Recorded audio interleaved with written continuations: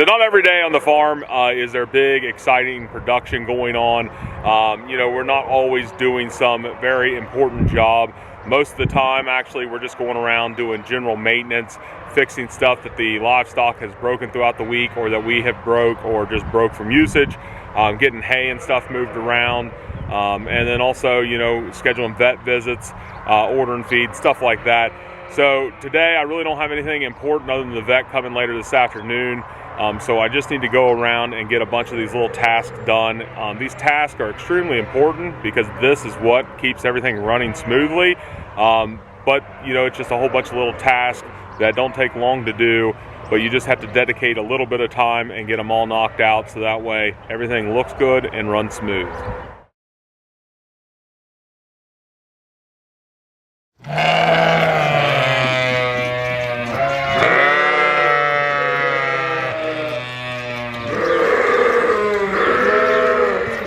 So we start off by getting those premature lambs bottle fed. You can tell it's time to feed. Everybody in here in this place stays extremely loud. So I'm just going ahead and get everybody their feed, get it put out, and that way it'll quiet down. Good job, bud.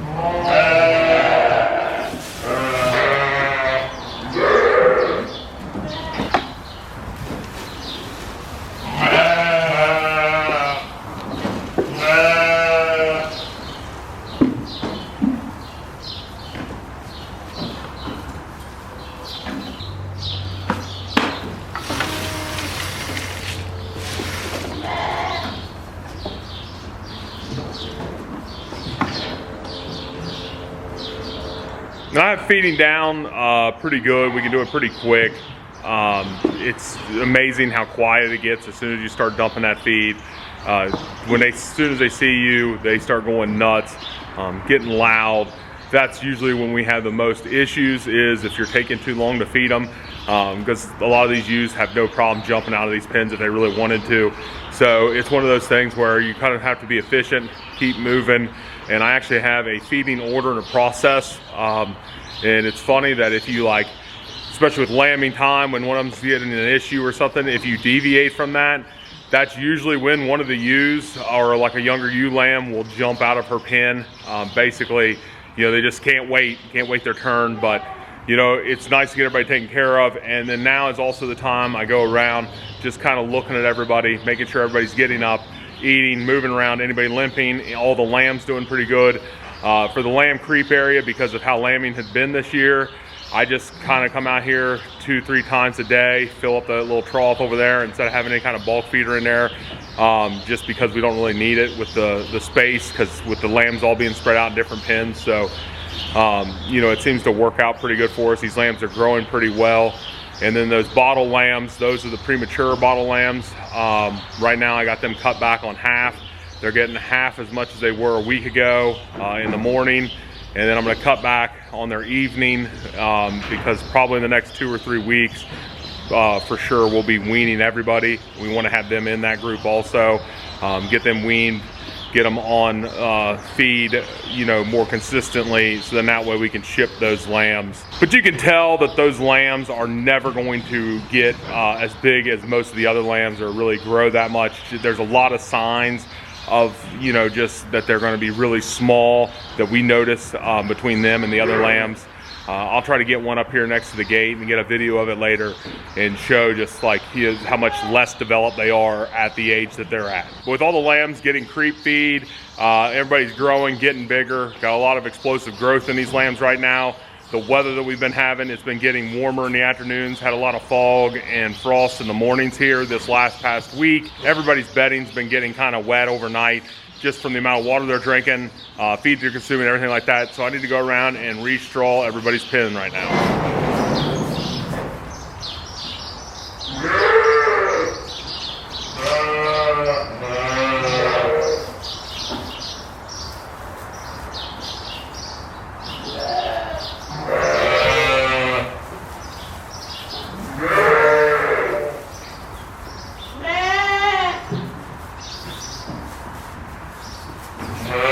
So on a normal day, this feeding in the morning represents about 12 to 15 minutes. That gives me enough time to get everybody fed, watered, throw some bedding down if needed, and basically observe everybody, making sure nobody's acting sickly, nobody's limping, all the lambs are getting up, moving around, all the ewes are getting up, moving around. And that gives us plenty of time, because in the evenings when I feed, we end up spending more time out here. I end up prepping more for in the morning. I end up making up some feed buckets. So that way I already have the appropriate amount of feed measured out into the bucket, so I can just grab it and dump it in each pen that it's supposed to go in. And that makes things a little bit quicker in the morning, so I'm not spending a bunch of time out here at 5 o'clock in the morning. You know, and that also gives me extra time in the morning for in case there is an emergency, or like during lambing time when one of these ewes start having a lamb, I have plenty of time to get her separated off into another jug. So everybody's been taken care of here for the morning.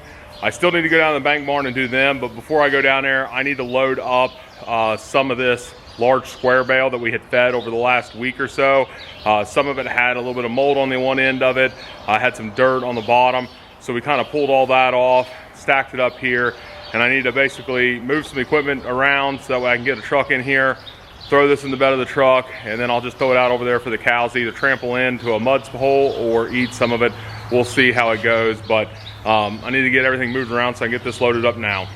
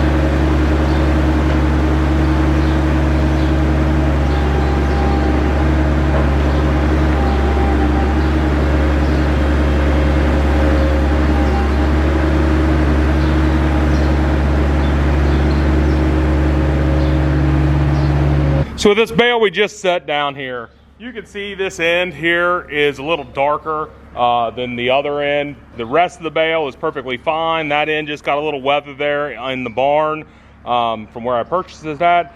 So I'm gonna go ahead and cut these strings on here and just pull that end off, throw it in the back of the truck right now, just so that way I get it out of here and we're starting fresh with this bale.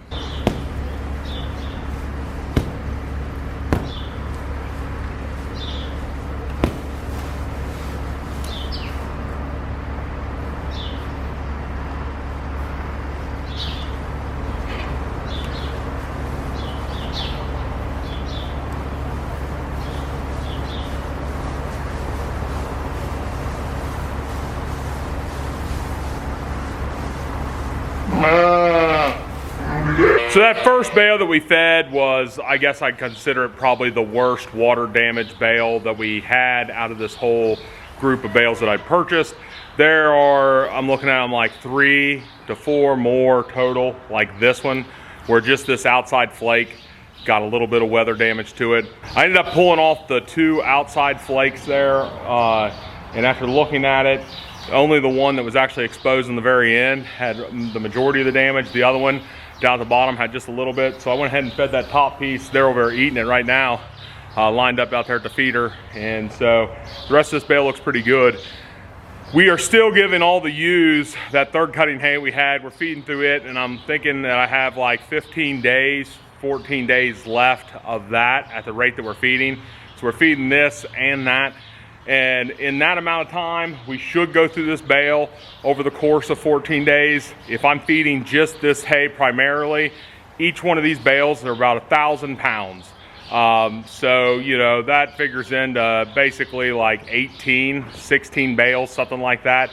And when we purchased the bales, I bought the hay from this guy before, bought a lot of round bales off of him when I needed to supplement round bales. And when we were purchasing it, I was figuring it on 14 usable bales. So basically, I'm gonna consider to have to pull 200 pounds off these outside bales. You know, me and him talked about it. I get it. I get there's gonna be some loss, especially when you're storing hay. And I had no problem with that because I had the cows, so I can take this over. They'll eat through this, no problem. Where the sheep, you know, I've had some problems with a little bit, just a little speck of mold on a hay. Getting in, making these sheep sick. So the cows won't mind it at all. And when I purchased these bales, all that was taken in consideration. Talking with him, telling him, you know, him showing me the bales, asking me if these were okay for me to take, and you know, me kind of justifying, you know, yeah, they are. You know, I need to be at this price range, and he had no problem with that. I was actually right where he was thinking. So everything worked out good. These bales of hay were purchased knowing that they were like this. That 90% of the bale is good. So I mean, if I'm getting rid of anywhere, some of the bales, there's 0 waste to them. A couple of the bales, there might be 150 pounds, you know, but all that was taken into consideration when I priced them out, and priced them out per head per day. They fit into the budget that me and Rachel make for the year, for the ewes to produce another set of lambs. So, but it all worked out. I need to get over to the bank barn and feed those sheep. I'm about an hour behind schedule just from filming this and doing all this morning. And I'm sure those sheep are screaming, and I need to get that unloaded before we get any rain, because that'd be miserable to get out of the back of the truck then.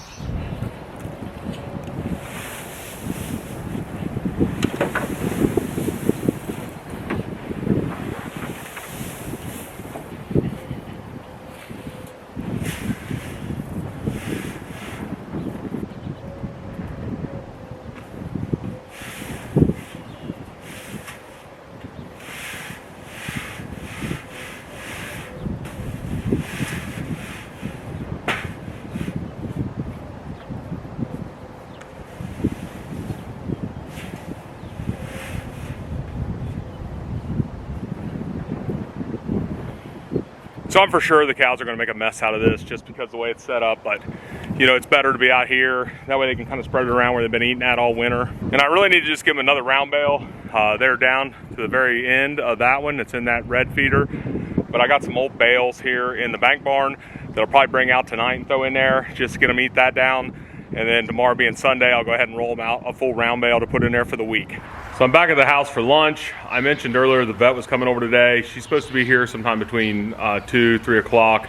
And she's coming over because the ewe that ended up prolapsing, she ended up losing her lamb.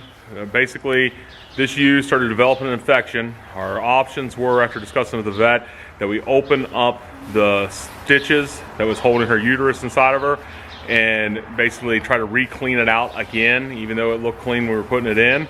And by doing that, maybe the possibilities are that the weak spot in the infection might cause a tear, and then that would be bad. The other thing is maybe if we took the stitches out, her uterus wouldn't re-prolapse right then, and we could basically flush her out. But we were probably on the edge of thinking that she would re-prolapse again, since it was only about a week. So her outlook didn't look good. We ended up treating her for the infection. We treated her for basically a whole additional week. Over that time, we started introducing a bottle to that lamb. That was our only registered Suffolk ram lamb born this year, and at that point we knew that we were going to have to basically just feed that lamb out for processing, just because you don't want a bottle-fed ram, especially one like that who basically from a week and a half old on, it would only have interactions with humans, because when he weighs 250 pounds of solid muscle, he'll be blasting through gates trying to get to you. Any of these sheep, as they get older, if they're ever bottle-fed or basically taken from the mother and raised, they have always want to come up next to you, bump into your legs, just because that's what they're used to from when they're a young age. And a bottle-fed ram would just be a disaster. I wouldn't want to sell him. I wouldn't want to keep him. So we just feed him out. But basically we introduced that bottle to him, and he drank about 2 ounces one evening, and it came back out the next morning. I mean, I checked on through the night on the cameras, everything looked okay, but the next morning when I came back out, she had ended up laying on him. We think that maybe she started losing feeling there in her back legs, or she didn't notice that he was under her, I should say. But the main thing is, I think, is because we gave him a bottle and he was starting to get introduced to that. Before that, anytime she would get up to move around, he would get underneath of her getting milk. And I think maybe he was just laying there, felt satisfied, felt like he had a belly full of milk and he was good to go, and she ended up laying on him. And that's one of those things that is very sad to see, just because the lamb passed. But then over the course of treating her for that infection for over the next week, and through the beginning part of this week, I thought she was going to recover. She was up moving around really good, getting up, she was eating, everything. She was processing her food just fine, having normal bowel movements, eating an appropriate amount of water and everything else. And we have her here off on the side. She's laying there. I got a bucket of water in front of her now. And I noticed yesterday she's a little bit slower to get up. And yesterday Rachel came out and was looking at her and checking her out. And I started noticing also in the evening when we feeding that she wasn't getting up as fast. We started looking at her and we noticed that we think that she's on the downhill slide now again. The infection's actually starting to get worse. It's an internal infection. It's starting to make its way outward. So we just made the decision. We don't want her in pain. She doesn't seem to be in any kind of pain right now. But she is not getting better. She is not going to get better. And with it being a Saturday, we just figured we'd go ahead and get the vet out here. Basically told her we think that she's going to need to put down. If the vet has a different opinion, okay, but I'm pretty sure she's going to agree with us on that. And we'll have the vet put her down. It'll only take a second to do.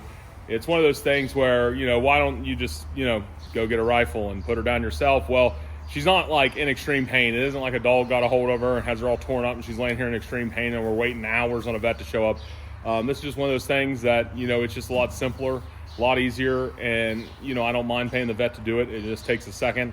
The ewe won't feel anything, and we'll get her buried over to Bank Barn and taken care of that way. But so far it's been a very productive morning around here, and now we're just kind of going to wait on the vet to get here and then start evening feeding again. So the vet was able to come over, and basically after just instantly looking at that, we knew that it was the right decision to have her put down. She was not progressing at all.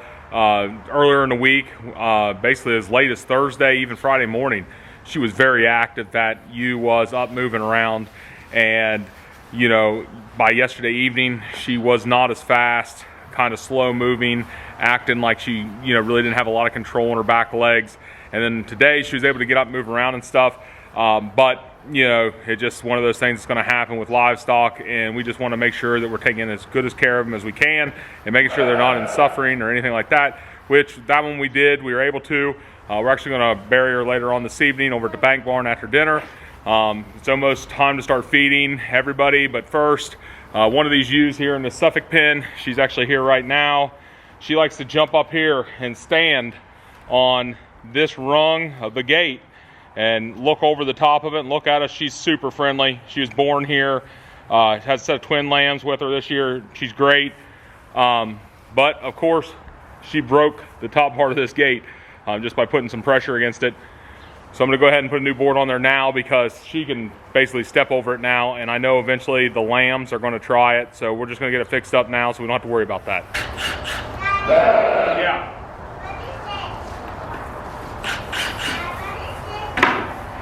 Wait, Mitch.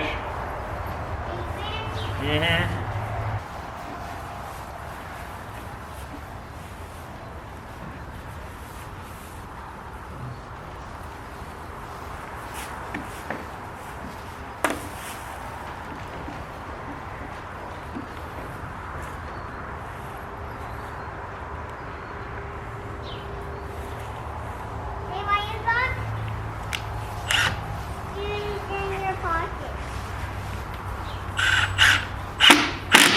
So I was able to get that fixed. These are just 1x4s on this gate. These ewes don't really have a problem with these gates. They don't bust them up too much. Just by putting some pressure against them or anything else, they will after some usage. But I usually just end up fixing them. And currently I got them in use with the ewes. I don't use them with any of the rams because the rams are breaking 2x6s and bending metal gates and everything else. So it wouldn't work for them on that. But like these ewes have them. They seem to leave them alone too much. The ewes, as long as you keep them happy, they're not trying to bust out really. And also what I've been doing is upgrading, and whenever I make a new gate or panel, I end up making it out of 2x4s, make it a little bit heavier duty, and then I eliminate the use of these, where eventually I'll just be using these as like temporary corrals to set up an alleyway or whatever, because they're lighter, a lot easier to handle. They're pretty flexible and they bend pretty well, but like you get a ewe like this who she just loves standing here working on this gate. She's just chewing on it just to discover it, but she'll stand up there and put pressure against it. And I actually got it mounted a little bit backwards because the screw portion, the board is screwed to the outside, so when she pushes against it, she can strip the screws. I started doing that because I noticed that these ewes would walk up and scratch on these, and they'd pop some of these pieces of wood. This wood's never straight, good edge or anything like that from the store I purchased them from. So some of them are twisted, have some weird knots in them. So if the ewes are pushing against it and it's too sturdy, they'll break them pretty easily because there's really not much to them. But as long as I got them like this, they'll put some pressure against them, and usually it'll only break out a portion, or it'll kind of like pull a screw loose and I can just add another one. So it's not too big of a deal. It works out really well for us. Makes it convenient to keep them all pinned up because they're pretty light and easy to throw up. But now what I want to do is I'm just gonna go ahead and start getting everybody's water here. We'll be heading over to the bank barn to feed in a little bit and to get that one ewe taken care of over there. Now, you know, this isn't your typical Saturday because of that ewe and having to bury her tonight and deal with that. Normally, you know, I'm over here a little bit earlier getting all the feed and stuff moved back home and moved around. That way we can enjoy our Saturday evening. But we made a pretty good day out of today, having a little picnic, good weather. Had a good Saturday, got a lot done, and got a lot of like free time stuff done that wasn't farm related. So, you know, that's a good day, able to stay ahead, not fall behind on all our little projects. But, you know, can't ask for any more than that. Well, that'll wrap this one up. Thanks for watching.